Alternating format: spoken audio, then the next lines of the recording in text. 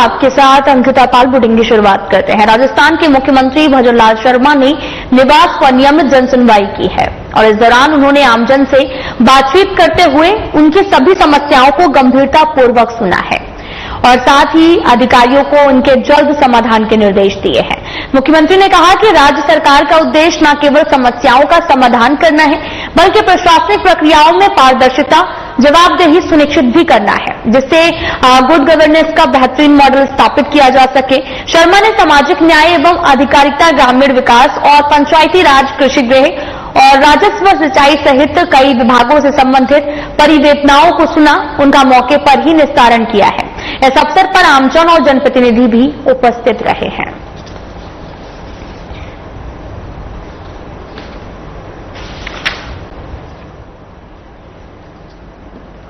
तस्वीरें आपको दिखा रहे हैं जहां पर मुख्यमंत्री भजनलाल शर्मा ने लोगों की समस्याओं को ध्यानपूर्वक सुना, गंभीरतापूर्वक सुना, उनकी समस्याओं को लेकर अधिकारियों को अवगत कराया और साथ ही कहा कि जल्द से जल्द इन सभी समस्याओं को दूर किया जाए। और साथ ही आपको ये भी बताते चलें कि आमजन से बातचीत की, समस्याओं को सुना और साथ ही राज्य सरकार का उद्देश्य न केवल समस्याओं का समाधान करना है बल्कि प्रशासनिक प्रक्रियाओं में पारदर्शी और जवाबदेही सुनिश्चित करना भी है। गुड गवर्नेंस का बेहतरीन मॉडल भी स्थापित किया जा सके। साथ ही शर्मा ने यह भी कहा कि सामाजिक न्याय एवं अधिकारिता, ग्रामीण विकास, पंचायती राज, कृषि गृह, राजस्व, सिंचाई सहित कई विभागों से संबंधित परिवेदनाओं को सुना है, उनका मौके पर निस्तारण भी किया है।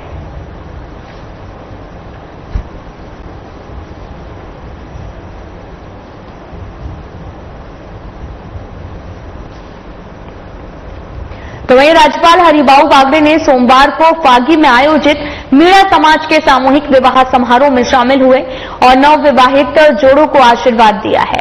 उन्होंने नए विवाहित जोड़ों का आह्वान भी किया, वे समाज में शिक्षा का प्रसार करें और कुरीतियों को खत्म के लिए काम करें। इस समारोह में उप मुख्यमंत्री डॉक्टर प्रेमचंद बरवा भी उपस्थित रहे। राज्यपाल ने विवाह को पवित्र बंधन बताते हुए कहा कि सामूहिक विवाह स्वस्थ सामाजिक परंपरा है।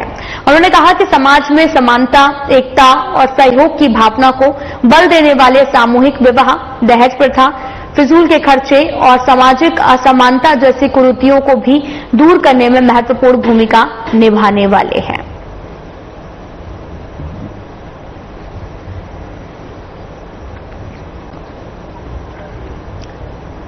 आपको बताते चलें कि राज्यपाल हरिभाऊ बागड़े ने सोमवार को फागी में आयोजित मीणा समाज के सामूहिक विवाह समारोह में शामिल होने के लिए पहुंचे। तस्वीरें दिखा रहे हैं जो कि जयपुर से हैं, जहां पर नवविवाहित जोड़ों को आशीर्वाद दिया है, नए विवाहित जोड़ों का आह्वान भी किया है। वे समाज में शिक्षा का प्रसार करें, कुरीतियों को खत्म करने के लिए काम करें। और इस समारोह में उप मुख्यमंत्री डॉक्टर प्रेमचंद बरवा भी उपस्थित रहे हैं और राज्यपाल ने विवाह को पवित्र बंधन बताते हुए कहा कि सामूहिक विवाह स्वस्थ सामाजिक परंपरा है। उन्होंने कहा कि समाज में समानता, एकता और सहयोग की भावना को बल देने वाले सामूहिक विवाह, दहेज प्रथा, फिजूल के खर्चे, सामाजिक असमानता जैसी कुरीतियों को दूर करने में महत्वपूर्ण भूमिका भी निभाने वाले हैं।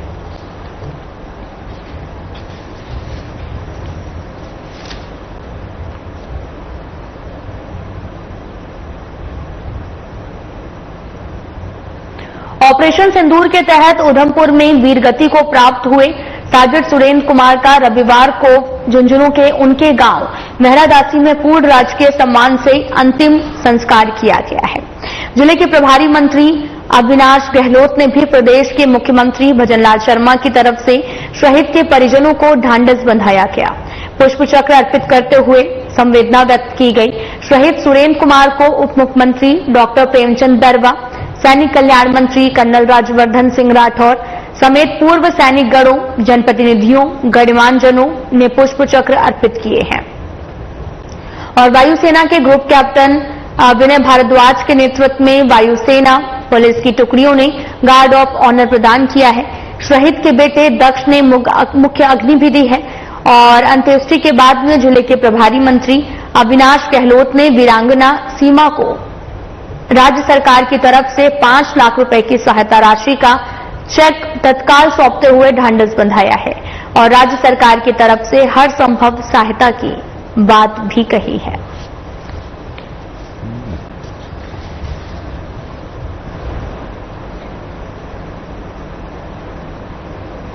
राजस्थान सरकार के सैनिक कल्याण मंत्री कर्नल राज्यवर्धन राठौड़ ने ऑपरेशन सिंदूर के दौरान मातृभूमि की रक्षा करते हुए अपना सर्वोच्च बलिदान देने वाले मंडावा झुंझुनू के गांव मेहरादासी निवासी अमर बलिदानी सुरेंद्र मोगा जी के पार्थिव देह के अंतिम दर्शन कर भावभीनी श्रद्धांजलि दी है।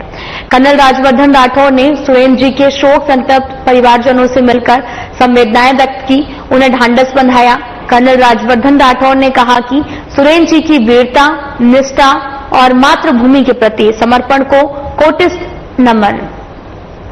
उनके साहस और बलिदान पर हमें गर्व है। ईश्वर दिवंगत पुण्य आत्मा को अपने श्री चरणों में स्थान और शोकाकुल परिवार को यह अपार दुख सहन करने की शक्ति प्रदान करे।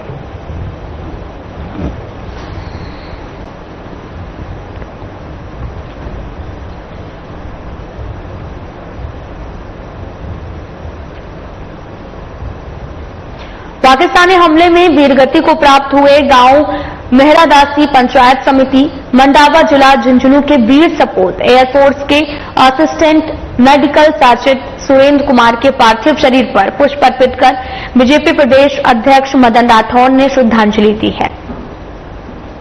साथ ही परिवारजनों से भेंट कर उन्हें धैर्य और संबल प्रदान किया है।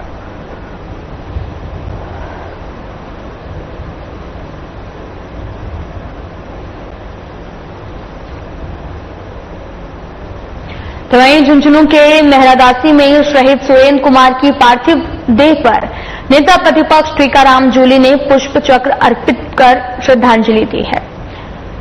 इस दौरान उन्होंने कहा कि आंखों में गर्व के आंसू, पाकिस्तान मुर्दाबाद के नारे के साथ देश के लाल को अंतिम विदाई देने में जन सैलाब उमड़ पड़ा है। नेता प्रतिपक्ष टीकाराम जूली बोले कि हमारा जवान देश के लिए जीता है। भारतीय सैनिक वीरता के लिए जाना जाता है।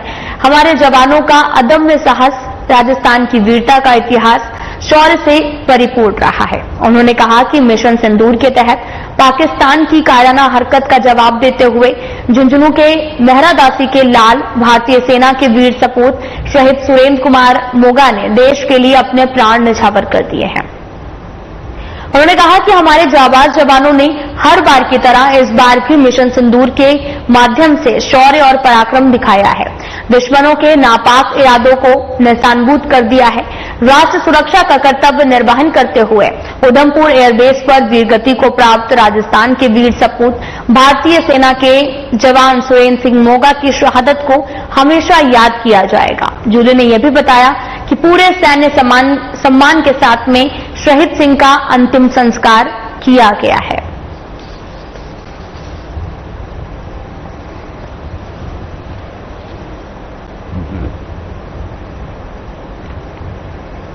केंद्रीय मंत्री गजेंद्र सिंह शेखावत ने आपातकालीन चिकित्सक तैयारियों को लेकर उच्च स्तरीय बैठक की है और केंद्रीय मंत्री का यह दौरा वर्तमान में राष्ट्रीय सुरक्षा की परिस्थिति को ध्यान में रखकर किया गया है। कलेक्ट्रेट परिसर स्थित अटल सेवा केंद्र में जिले के प्रमुख चिकित्सक संस्थानों के वरिष्ठ अधिकारियों के साथ बैठक की गई, जिसमें आपातकालीन चिकित्सक सेवाओं को लेकर चर्चा की गई है। बैठक में military hospital, doctor SN medical college, AIIMS, railway hospital सहित सभी प्रमुख संस्थानों के प्रतिनिधियों ने हिस्सा लिया है। चिकित्सक व्यवस्थाओं की समीक्षा के साथ अस्पताल में नियुक्त किए गए नोडल अधिकारियों को भी मंत्री ने निर्देश दिए हैं। जिस तरह की तनावपूर्ण परिस्थितियां हैं कि कल एक बार सीज फायर अनाउंस हुआ था, लेकिन वापस से फिर कल जिस तरह से सीज फायर का वायलेशन हुआ, हमको निश्चित रूप से बहुत सजग रहने की आवश्यकता है, सतर्क रहने की आवश्यकता है। अपनी सारी तैयारियों को युद्ध की परिस्थिति में जिस तरह की आवश्यकताएं होंगी उनके अनुरूप सबको चाक चौबंद करने की आवश्यकता है। इस क्रम में लगातार बैठकें जोधपुर में भी की, फलोदी में भी की, जैसलमेर में भी की, बाड़मेर में भी की।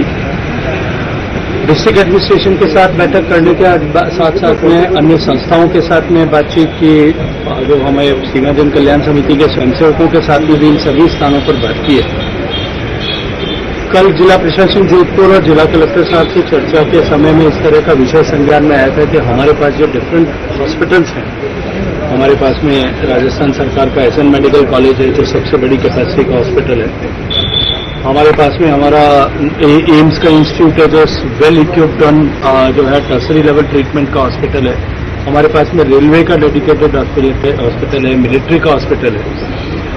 इस तरह की परिस्थिति में सारे हॉस्पिटल्स एक साथ कोऑर्डिनेटेड वे में सिंक्रोनाइज तरीके से काम करें ताकि कोई भी तरह की आपातकालीन परिस्थिति में किसी तरह की चुनौती पैदा न हो। इसके लिए एक बैठक आज सब बुलाई थी जिसमें मैंने जिला कलेक्टर साहब के साथ बैठ करके चारों हॉस्पिटल्स के सारे जो हेड ऑफ द इंस्टीट्यूशंस हैं उनके साथ बैठ करके एक एसओपी बनाने का तय कर दिया कि जो है किस परिस्थिति में किस हॉस्पिटल में किस तरह के पेशेंट्स भेजे जाएंगे, इनको जो है सीमलेसली हम सब लोग कोऑर्डिनेट कर सकें। इस पे चर्चा की। अभी आगे इस विषय को आगे बढ़ाने की जिम्मेदारी जो है वो तय करें। बीकानेर संभाग प्रभारी एडीजी हवा सिंह घुमरिया अनूपगढ़ के दौरे पर पहुंचे हैं। इस दौरे पर पुलिस अधिकारियों के साथ में एडीजी ने बैठक की है और एडीजी घुमरिया का ये दौरा सुरक्षा दृष्टिकोण से काफी ज्यादा अहम माना जा रहा है। स्थानीय पुलिस प्रशासन को भी उचित दिशा निर्देश दिए गए हैं। सीमा पर हर तरह की गतिविधियों पर पैनी नजर भी रखी जा रही है। वहीं एडीजी ने अनूपगढ़ में सुरक्षा व्यवस्था को लेकर सतर्कता और सख्ती के आदेश भी दिए हैं। एएसपी कार्यालय अनूपगढ़ में पुलिस के आला अधिकारियों के साथ बैठक भी की गई। इस मौके पर एएसपी सुरेंद्र कुमार, एएसपी भंवरलाल भी मौजूद रहे हैं।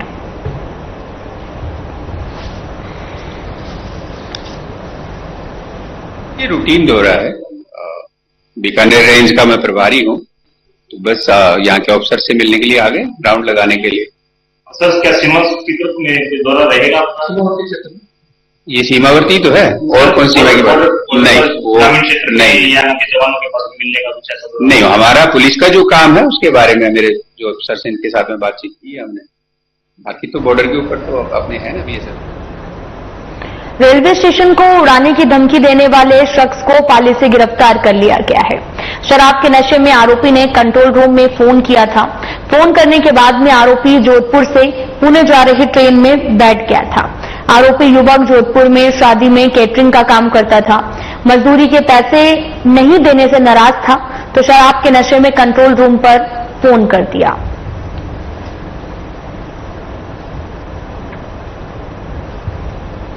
राजस्थान के सपूत संपत सिंह राजपुरोहित को एनसीआईबी का सिल्वर ऑफ द ईयर सम्मान दिया गया है। राजस्थान के चूरू जिले के सरदार शहर कस्बे के रहने वाले संपत सिंह राजपुरोहित ने राष्ट्रीय अपराध जांच ब्यूरो यानी कि एनसीआईबी के 14वें स्थापना दिवस के मौके पर सिल्वर ऑफ द ईयर 2024-25 जैसे प्रतिष्ठित राजकीय पुरस्कार को प्राप्त किया है। इससे न केवल अपने जिले के बल्कि पूरे राजस्थान का मान बढ़ाया है। ये सम्मान उन्हें लखनऊ में आयोजित भव्य समारोह में एनसीआईबी के डायरेक्टर जनरल सुरेश शुक्ला, सेवानिवृत्त सेना अधिकारी कैप्टन जसमीत चौहान द्वारा दिया गया।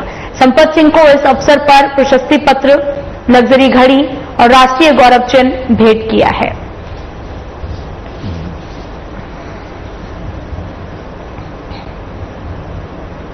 भारत और नेपाल के बीच में चिकित्सक और स्वास्थ्य सेवा क्षेत्र में सहयोग को प्रोत्साहित करने हेतु आयोजित इंडो नेपाल अंतर्राष्ट्रीय कॉन्फ्रेंस 2025 का सफलतापूर्वक समापन हुआ है। साथ ही काठमांडू में आयोजित इस बहुप्रतीक्षित सम्मेलन में दोनों देशों के वरिष्ठ चिकित्सक, नर्सिंग अधिकारी, पुलिस प्रतिनिधि और आम नागरिकों ने उत्साहपूर्वक हिस्सा लिया है। सम्मेलन के मुख्य संयोजक रूप सिंह कुमावत मनोज कंदोई ने बताया कि कार्यक्रम का उद्देश्य चिकित्सक क्षेत्र में नवीनतम ज्ञान का आदान प्रदान, आपदा और आपातकालीन स्थितियों में त्वरित प्रतिक्रिया तंत्र को मजबूत करना था।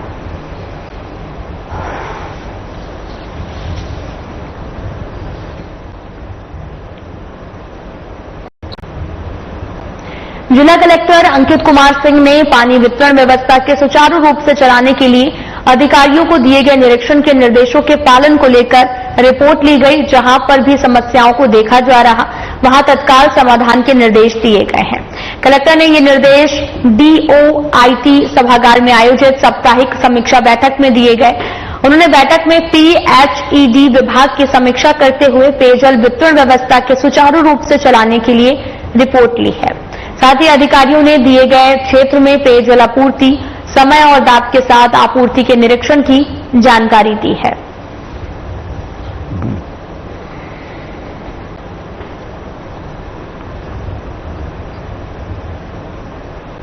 राजधानी जयपुर के सवाई मानसिंह स्टेडियम को एक बार फिर से बम से उड़ाने की धमकी मिली है।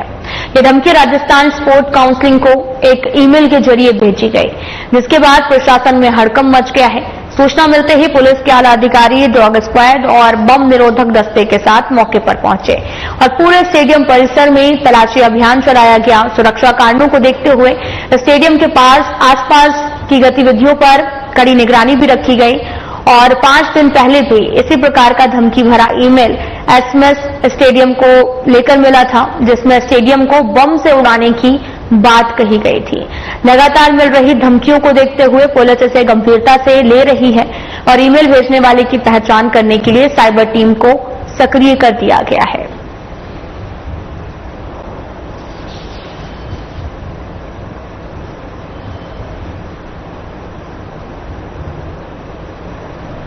संसदीय कार्य मंत्री जोगाराम पटेल ने सिवाना प्रवास के दौरान समदड़ी बाईपास पर किसानों से मुलाकात कर उनकी समस्याओं को सुना है और पटेल ने किसानों को समस्याओं पर उचित और जल्द समाधान के लिए अधिकारियों को आवश्यक दिशा निर्देश दिए हैं। वहीं संसदीय कार्य मंत्री ने कहा कि वर्तमान में सीमा पर तनाव और बाहरी संकट को ध्यान में रखकर प्रशासन की तरफ से जारी गाइडलाइन का पालन करें। उन्होंने कहा कि अफवाहों पर ध्यान नहीं दें।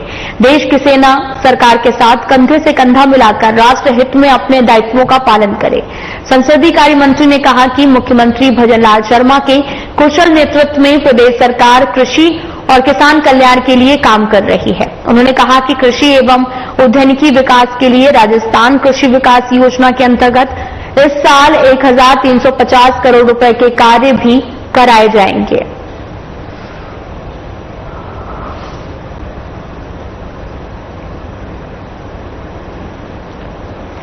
राजस्थान के शिक्षा और पंचायती राज मंत्री मदन दिलावर जी ने अपने जन्मदिन को जनसेवा और संस्कारों के साथ मनाया है, जिसमें उन्हें बधाई देने वालों का हुजूम भी उमड़ पड़ा है। जयपुर स्थित बंगले पर मंत्री दिलावर ने सपत्नी गौ माता का पूजन कर आशीर्वाद लिया है। इस अवसर पर बच्चों ने स्वस्ति वाचन करके दिलावर दंपत्ति को आशीर्वाद देते हुए सुखी, स्वस्थ और यशस्वी जीवन की मंगल कामना की है। मंत्री दिलावर ने अपने राजकीय आवास पर ईश्वर वंदन उपरांत पधारे साधु संतों का आशीर्वाद लिया। उन्होंने हवन में भाग लेकर दीर्घायु के लिए रक्षा सूत्र बंधवाया। साथ ही सामान्य स्वागत सत्कार के बाद में शिक्षा मंत्री आराध्या देव गोविंद देवी जी महादर्शनों के साथ में भी पहुंचे। इसके बाद हवन कार्यों में शिरकत की है। इस मौके पर हिंदुस्तान स्काउट्स गार्ड के पदाधिकारियों ने उनका माला पहनाकर सम्मान किया, मुंह मीठा कराया। साथ ही शिक्षा के क्षेत्र में किए गए नवाचारों के लिए आभार भी जताया है।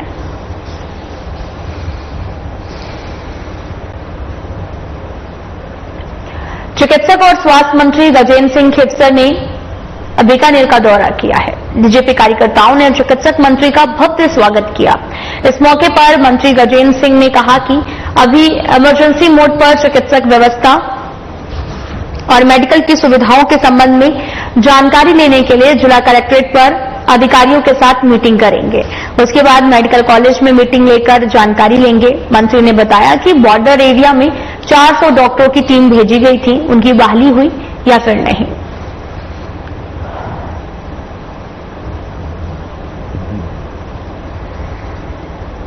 अभी आपातकाल के अंदर जो ये युद्ध चल रहा है, एक तो प्रभारी जिले के नाते आ रहा हूं मैं, और दूसरा जो चिकित्सा विभाग का जो हमने इमरजेंसी मोड में डाल के और सब चीजें जो हमने की है, डॉक्टर्स भेजे हैं, दवाइयों की उपलब्धि है वगैरह, उसके लिए मैं आज पहली मीटिंग जो है वो होगी यहाँ कलेक्ट्रेट के अंदर कि जिला जो कलेक्टर साहब और उनकी टीम ने क्या तैयारी की है। उसके बाद में हम जाएंगे उस हमारे हॉस्पिटल के अंदर मेडिकल कॉलेज में, वहां पर जो है जो दवाइयों की उपलब्धता और इन्होंने जो भी डॉक्टर्स पूरे जिनको भेजा था 400 डॉक्टर्स हमने आपको जो है डेजर्ट एरियाज में भेजे थे, 400 से अतिरिक्त। क्या वो ज्वाइन कर गए कि नहीं है? भेजना एक ऑर्डर, एक अलग चीज है। क्या वे फील्ड में पहुंच गए? नहीं पहुंच गए। दवाइयों के बारे में जो है इसके अंदर जो इनके जो फंड्स की जो जरूरत है इनको, इमरजेंसी फंड, तो ये जो है हम इसका पूरा ब्यौरा लेने के लिए मैं आया हूं कि एक तो यहां पर, तो उसके बाद में अस्पताल में, फिर हमारी जो है हमारे संगठन, हमारे कार्यकर्ताओं की मीटिंग है कि भगवान टाले कोई ऐसा वॉर का कुछ हो जाए, खून की कमी हो, कोई प्रॉब्लम हो, एक वॉलंटियर होता है, हॉस्पिटल अपना काम करते हैं, सरकार अपनी काम करती है, पर जनसेवा जो है वो एक बहुत इंपॉर्टेंट चीज है। उनको एक्टिवेट करने के लिए कि वो सब अलर्ट में रहें। आशा है कि ये जो बादल जो है संकट के थोड़े से ये छटने शुरू हो गए हैं, हमें शायद ऐसी जरूरत नहीं पड़े, लेकिन हमें हर स्थिति के लिए हमें मजबूती से प्रिपेयर करना। बीकानेर में चिकित्सक और स्वास्थ्य मंत्री गजेंद्र सिंह खेपसर ने कलेक्ट्रेट सभागार में जिला स्तरीय अधिकारियों की बैठक लेते हुए वर्तमान परिस्थितियों में अब तक की गई तैयारियों की समीक्षा की है और आवश्यक दिशा निर्देश दिए हैं। इस दौरान जिला प्रभारी मंत्री ने कहा कि वर्तमान परिस्थितियों के मद्देनजर सभी अधिकारी कर्मचारी अधिक सतर्कता, मुस्तैदी और जवाबदेही से कार्य करें। किसी भी प्रकार की आवश्यकता पड़ने पर राज्य सरकार की तरफ से कमी नहीं आने दी जाएगी। उन्होंने कहा कि सरकार की ओर से सीमांत क्षेत्र के जिलों को 5-5 करोड़ रुपए दिए गए हैं, जिससे आपदा प्रबंधन से जुड़ी आवश्यक संसाधन उपलब्ध करवाए जा सके। उन्होंने कहा कि आवश्यकता पड़ने पर राशि उपलब्ध करवा दी जाएगी।